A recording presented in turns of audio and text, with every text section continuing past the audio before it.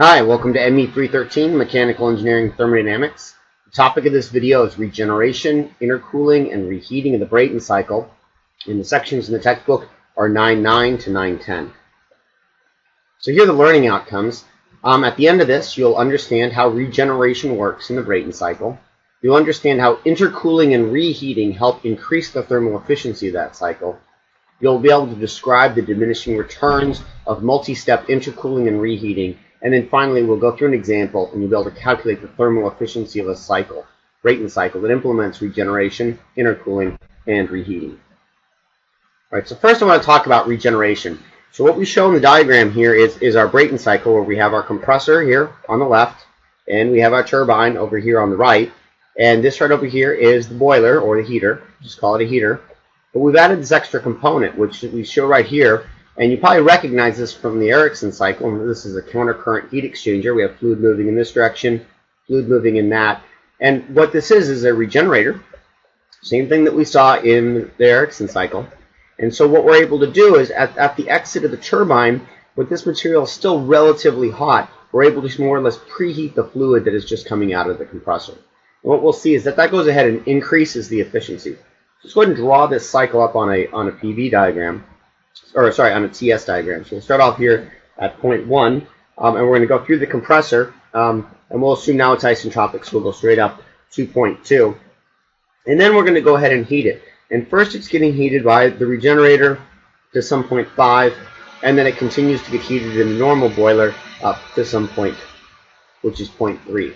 Then we go ahead and we run through the turbine, and again we'll assume that is isentropic, so it comes down here to some point 4. And then it's going to go ahead and move through the regenerator to some point 6 and then return down. And here what we show is it sort of exits. This is the same as sort of a heat loss. So this area here you could imagine not actually existing in the cycle. Right. So what's going on in the regenerators as we go, for example, from point 4 to point 6, heat is going from point 5 to point 2. So more or less heat is moving in this direction. And the reason that is nice is because now the only heat that is required to go in, the Q in step, Q going in, is going from 5 to 3, and so it's just this region right here. More or less, we saved that much heating right at that point. So that's why we can realize it actually increases the efficiency of this overall cycle. Now another thing I want to look at, if you notice, is the temperature as I've drawn it here, T4 is somewhat higher than T5. So this is T4 right there, and it's somewhat hotter than T5. And so, which is not surprising because a heat exchanger needs some sort of finite temperature difference. Now, ideally, if you had a great heat exchanger, those temperatures would become almost the same, and you could imagine that your regeneration is moving straight vertically across. So what we can do is talk about how effective this heat exchanger is, and we'll define the effectiveness of it. And the effectiveness of it is more or less a measure of this distance right here over the maximum distance that it could have done. So more or less, if it was a perfect one, we would be able to move across right there. So we can define the effectiveness as H5 minus H2, the enthalpy that we could have gone, or that we actually did, H5 versus 2, over what could have theoretically been done, which would be H4 minus H2. So this is just a measure of essentially that vertical distance over that vertical distance there. This is an ideal gas. The enthalpy is proportional to temperature, and so we could call that T5 minus T2 over T4 minus T2. So this is the effectiveness. This number is always going to be somewhere between 0 and 1, and it's just a description of how well this heat exchanger works. And there's some trade-offs, because as it gets longer and longer, it's going to become more effective. However, then you're going to end up with larger pressure drops in it and more material. So your effectiveness may be 80 or 90%. When you look at heat exchangers in detail and a heat transfer cost, you can start to get a better way to go ahead and describe what those effectivenesses are. But they tend to be in the high percentages, as I just mentioned. All right, so let's kind of look at what the efficiency is with regeneration. And so again, I'm going to just kind of sketch this up on a TS diagram. And so I'll just do 1 to 2, up here, 0.3 to 0.4. So I'm showing something here with a fairly low pressure ratio and a whole lot of heating that's going on.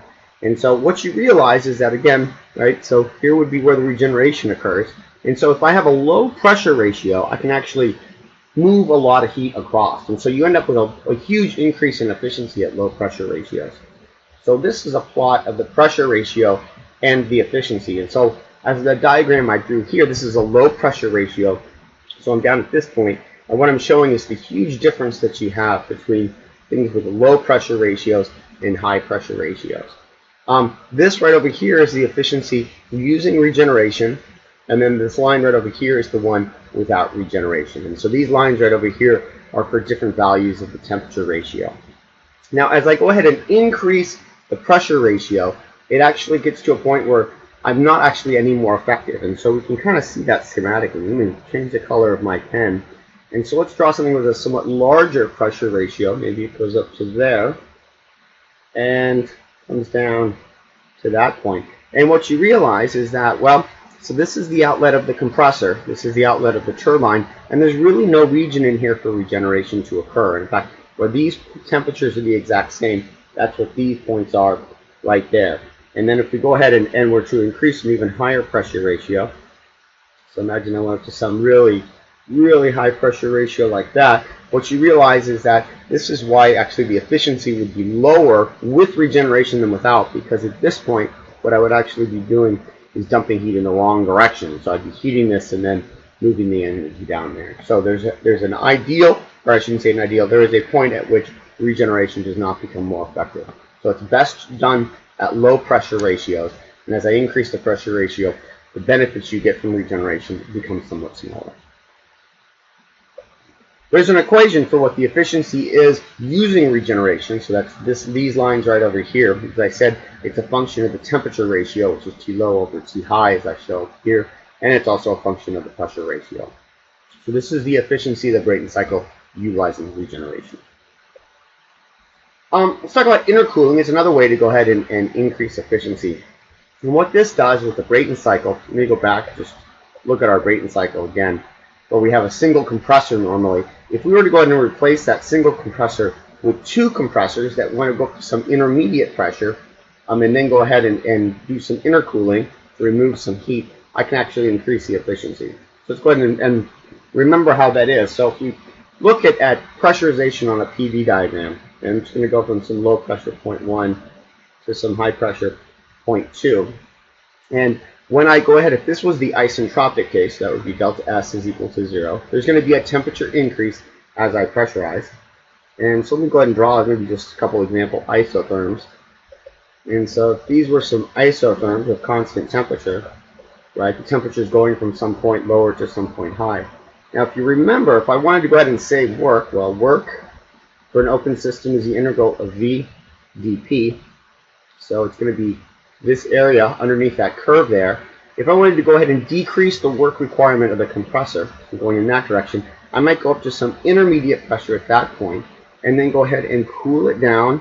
So I'm going to cool it down to the temperature that corresponds there, and then move back up, and I have this right over here. So that's the work that I saved during compression. So intercooling goes ahead and saves work, and that's effectively what I'm showing here, where I compress to an intermediate pressure, run through a heat exchanger, drop to there, and then go ahead and finish up my pressurization. So that's intercooling by breaking my compression into two steps.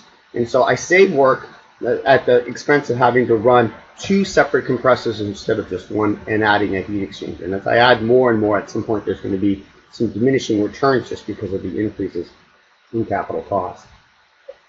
If we look at what this looks like on a TS diagram, again, if this would be 0.1 to 0.2, so I'll go, this would be 1 to 2 through my compressor. Then as I run through heat exchanger, I drop the temperature down. It's also going to go ahead and drop the entropy, and so that would be 0.3, and then I go up to 0.4, which would be there. So that's what it would look like on the TS diagram, and then I would go through the heater, maybe running up through a regenerator in that direction. So this is what the lower left-hand side of the TS diagram looks like.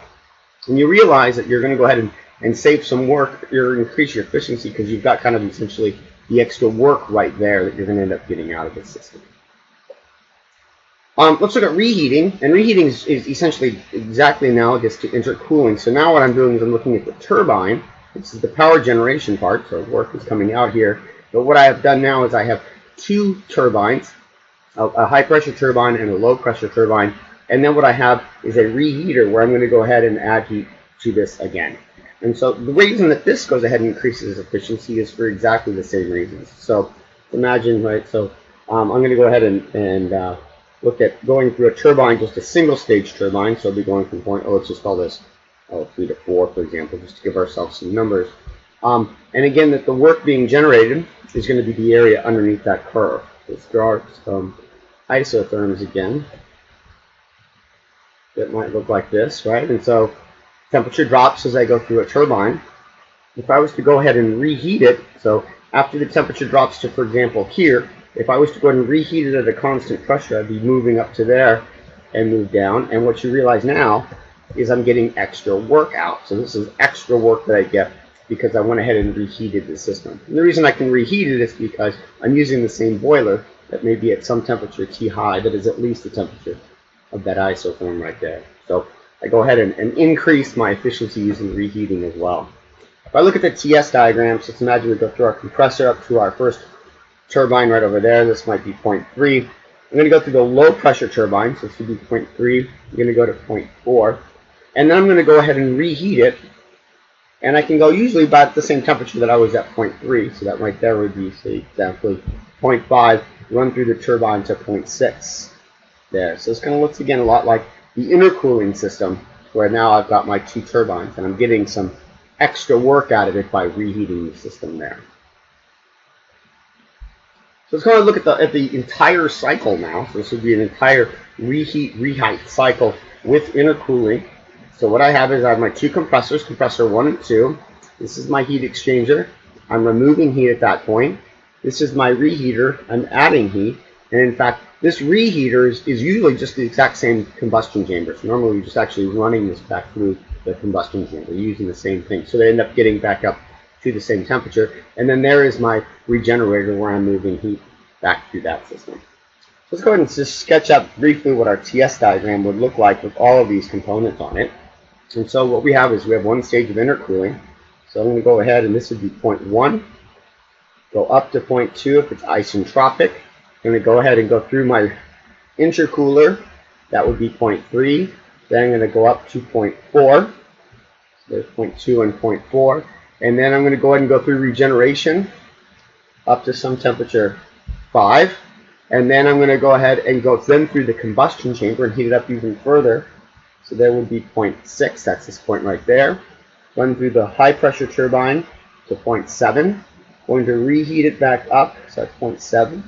Up to 0.8, usually it's about the same temperature as 6, and then I'm going to go through the low pressure turbine to 0.9, and then I'm going to go ahead and run through, and at some point there's going to be there 0.10, which would be my reheater, and then I'm going to go ahead and exit. And again, this might either be exhausted out if it's air or just running through another heat exchanger.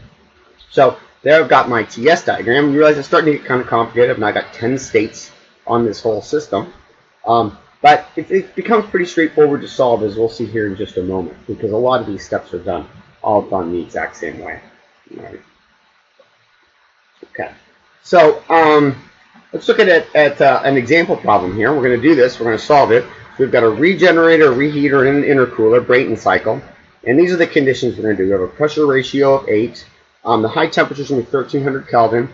We'll go ahead and do 2 stages, so we're going to have a single reheat and a single intercool, and these will go ahead and be our inlet conditions. All right. So let's go ahead and look at what this cycle would look like. I'm going to sketch it up again quickly on the TS diagram. 1 to 2 to 3 to 4, and then I'm going to go ahead and have some 5, which would be out of my reheater, and then I'm going to go up to 0.6, down to 0.7 out of the high stage turbine, reheated up to 0.8, low pressure turbine 2.9, and then I'm going to run through to some 0.10 as I'm coming through my reheater, and then I'm going to go ahead and have my heat out. We can also sketch this on a PV diagram. Actually, I think I have my axes there. Let me go ahead and clear that. I forgot that I had axes. Okay. Right, so here let's look at what the pressure would be like.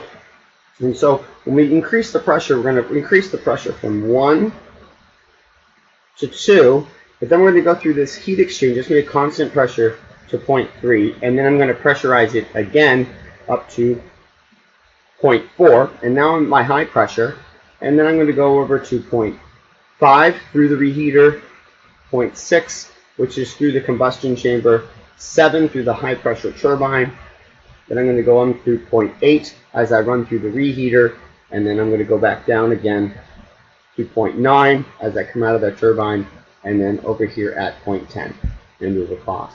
The reason this is kind of nice is what you realize is you have 3 pressures. You have a P low, you have a P high, and then you have some middle pressure right there that we're going to have to know. All right, and so we can determine what that ideal pressure is. If you remember, if I want to do the perfect intercooling, this middle pressure right over here, P middle, is the geometric mean of P low and P high. So now I know what that intermediate pressure is right there. The other equations we're going to need is, okay, so we've got some isentropic compressor right there, so we're going to be doing things like T2 over T1 is P2 over P1 to the K minus 1 over K. I'm going to do that for this step 1 to 2, that step for 3 to 4, and I'm also going to do it for 6 to 7 and 8 to 9. So I'm going to have those equations that I need to solve right there. All right. So let's go ahead and do this. We're going to go ahead and solve for what the efficiency of the system is. We're going to go ahead and have a perfect reheater. So we're going to go ahead and have this 0.10 that's coming out over here be 0.5, so that we can go ahead and get a perfect reheater as we move across right there. Okay? All right. So let's go ahead and solve this problem. What I'm going to do is I'm going to go ahead and solve this in the ES. It's going to be a lot easier since we have a whole lot of equations that we need to solve. Okay. So let's move through here. Okay. And so first I'm going to do what the givens are. And so we know that the inlet pressure, P1, that was equal to 100 kPa, and that we know that P4 was equal to 800. So if we kind of go back over here again to look at my diagram. Oops, my diagram. There we go. So what I have done is I've talked about what is P1, which is this pressure right over here, and then P4, which is that pressure right over there. All right. So let's go ahead and look at what else was given. We know what the inlet temperature was. The inlet temperature, T1, was equal to 300 Kelvin. And then we knew the highest temperature, which was T6, was equal to 1300. So again, let's kind of go back over here, and we're looking at T6. That's this temperature right over here, and that's 1300. So that's everything that's given in the problem. So other than that, we'll go ahead and we'll assume that this is air, so we'll let CP be about 1, about 1.005 using the cold air standard, and that'll go ahead and give us a value of K that is equal to 1.4. All right, so first let's go ahead and specify some pressures. And so, as I said, we kind of know what all the pressures are because we've already defined what is 1 and 4, and now we can go ahead and get 3 from this equation, the middle temperature, and then we can go ahead and just equate what all of those pressures are as well. So, all right, let's go back to EES. There we go. Alrighty, and so what we know is that P2 is going to be equal to the square root of P1 times P4. Okay, and then we can do the same thing for the turbine, and that's going to tell us that P7 is going to be equal to the square root of P6 and P9.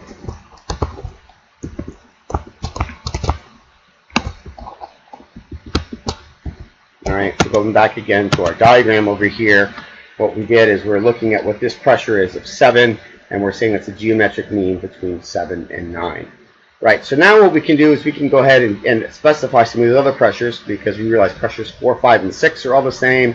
We realize that 7 and 8 are the same, and the pressures 9, 10, and 1 are all the same. So let's go ahead and do that as well. And so what we know is, so each one of these is a separate equation. P4 is P5, and P5 is equal to P6. And then we also know that 9 was 10, so P9 is equal to P10. And we know that P2 is equal to P3, and P8 is equal to P7. Alrighty. So if I just go ahead and do a quick solve, oops, looks like I got an extra problem there. Let me see what's going on there. Alright, I realize what I'm missing. I got one more pair of pressures I can do. I know that P10 is equal to P1. Okay, so now I should be able to solve for all my questions. Okay, good. That should be right. Alrighty. So let's move on here. And now what I'm going to do is I'm going to be looking at these isentropic steps that I have. So get my clock off of there. So we've got all of these where we are specifying the temperatures and the pressure. So we can go ahead and put those in there now. So and there we go. All right, so these are going to be all of my isentropic steps.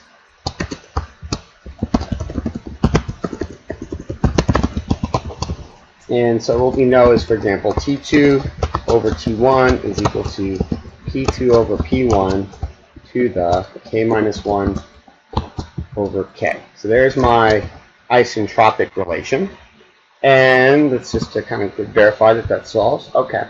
And now we know that that is, there was 4 different steps that occurs on. So we've got it from here, 1 to 2. We also have it from 3 to 4, 6 to 7, and 8 to 9. So we're just going to be doing the exact same equation again. So I'm actually just going to do this. I'm just going to copy and paste this. All right. And so 2 to 1 is going to be the same as 3 to 4.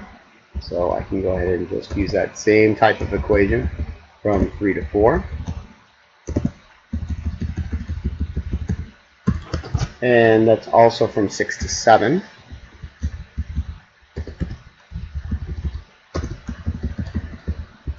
And this is where EES becomes pretty easy, because we can go ahead and just write all these equations down, and we don't need to type all that into your calculator. And let's go ahead to our last pair right over there is 8 to 9. So this is at the low pressure turbine, 8 to 9. Alrighty. So now what we can do is we're going to look at some temperatures, like for example in the regenerator and intercooler, etc. And so if we go and look at what we're going to be specifying here, what we're looking at is the fact that we're saying that the temperature, for example, 2 is going to be equal to 4, and that 9 and 7 are all going to be the same. And in fact, what we're going to be doing is putting 5 up there so we can put all those on the same line. So let's go ahead and do that now. So what we're saying is T4 is equal to T2. We're saying that T2 is equal to T10. T6 is T8. And the last one is that T5 is equal to T7. Alrighty. So if we get everything right, that looks like that completely solves the problem. And so if we look at our array here, we've got pressures and temperatures at all states. Those are 2 independent variables. So we've got every property that we need. And so now what we can do is just go ahead and solve for some enthalpy values. We can let EES do that. And this is where this duplicate statement is going to be kind of nice, because I'm just at every state, I'm going to want to know what the enthalpy is. So I'm going to say H of n is equal to Cp times T at n. And n. So there's the notation I usually use. Duplicate, and then some variable, I'm just making it up as n, going from 1 to 10. And then I'm just saying that the enthalpy is Cp times T. And so now this should give me yet another column in my array table. You see it there. Oops. There we go, which are all of my enthalpy values. Right? So I'm pretty much done now. Now let's just go ahead and solve for our efficiency. So what we need to know is how much heat goes in and out of the system. So let's look at what that would be. Alrighty, so where is heat being added? Well, we've got regeneration, so that's not heat.